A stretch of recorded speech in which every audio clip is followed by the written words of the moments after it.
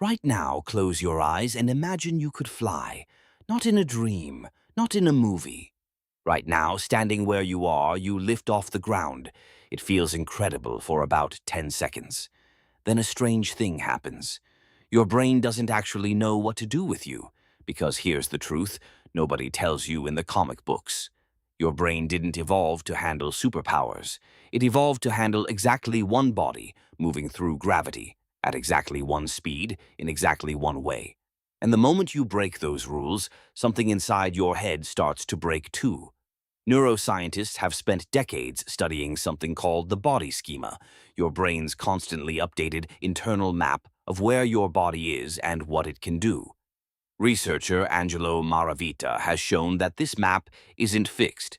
It can stretch, using tools, driving a car, even holding an umbrella in the rain slightly expands what your brain considers to be you. But there's a limit, and flight would shatter it completely. Your inner ear contains a structure called the vestibular system, and it evolved for exactly one job, telling your brain which way is down. It does this by tracking gravity acting on tiny fluid-filled canals inside your skull. This system has never once, in the entire history of your species, had to process a human body moving freely through three-dimensional space with no ground beneath it.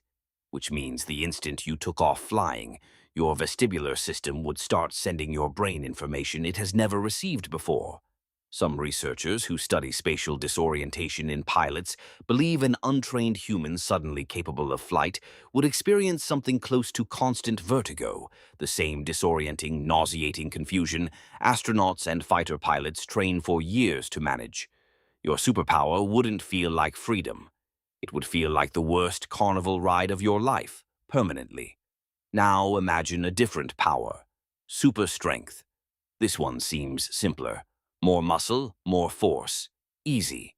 Except your brain doesn't actually control your muscles by thinking about strength. It controls them through something called proprioception, a constant second-by-second feedback loop that tells your brain exactly how much force your body just applied so it can calibrate the next movement precisely. Neuroscientist Daniel Wolpert has spent his career studying how the brain predicts and corrects motor movements before they even happen. Every time you pick up a coffee cup, your brain has already predicted its weight and prepared the exact right amount of force, based on a lifetime of picking up thousands of ordinary objects. Now give that same brain 50 times the strength overnight with zero recalibration. Every doorknob shatters, every handshake breaks a bone, every gentle pat on a shoulder sends someone flying. Your brain's predictive model would be catastrophically wrong about literally everything, because it built that model your entire life using a body that no longer exists. This is actually documented in real medical cases. Patients recovering from severe muscle atrophy, whose strength returns faster than their brain can recalibrate, frequently report smashing objects, misjudging simple movements, and struggling with basic motor tasks for weeks, simply because their internal strength predictions haven't caught up to their new physical reality. Now imagine invisibility, maybe the power people fantasize about the most. Researcher Manos Tsakiris has studied something called the rubber hand illusion, the same research behind the body ownership experiments we've covered before. His work reveals something people rarely consider. Part of how your brain constructs your sense of self depends on seeing your own body. Not occasionally, constantly. Your visual system and your sense of physical identity are deeply, unconsciously linked. In experimental setups where participants' visible bodies are removed or obscured for extended periods, some report unsettling side effects, a weakened sense of body ownership, difficulty locating their own limbs without looking. In a few documented cases, a kind of quiet identity disorientation, a sense of no longer being fully anchored inside their own skin. In other words, permanent invisibility might not free you from your body. It might slowly disconnect you from it. There's a reason for all of this, and it isn't random cruelty from evolution.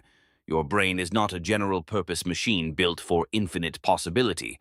It's an extremely specific, extremely optimized tool, shaped over millions of years to run one particular body under one particular set of physical rules with breathtaking efficiency. Every reflex, every prediction, every automatic movement you make without thinking is the product of an almost unimaginable amount of evolutionary fine-tuning, all built around the assumption that you will always be exactly what you already are, which means the real superpower was never flight or strength or invisibility. It's the astonishing, invisible machinery running quietly behind your eyes right now, letting you catch a falling cup, walk without thinking, and know exactly where your own hand is in the dark without needing to check. You already have the most sophisticated system evolution has ever built. It just happens to look like an ordinary body, doing ordinary things perfectly.